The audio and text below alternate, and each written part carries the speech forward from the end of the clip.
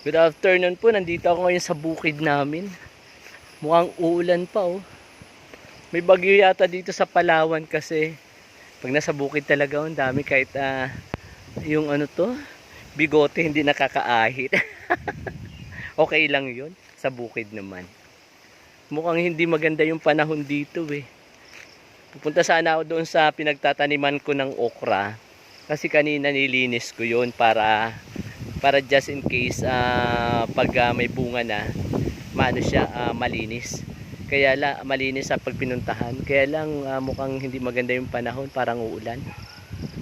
Ayan, may mga kamuting kahoy na maliliit pa. Pero pwede na yan kung talagang may bagyo, di ba? Yung mga kamuting kahoy na yan, no?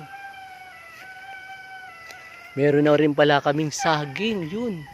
Salamat sa Diyos, may bunga na ang saging namin, pero matagal-tagal pa ito.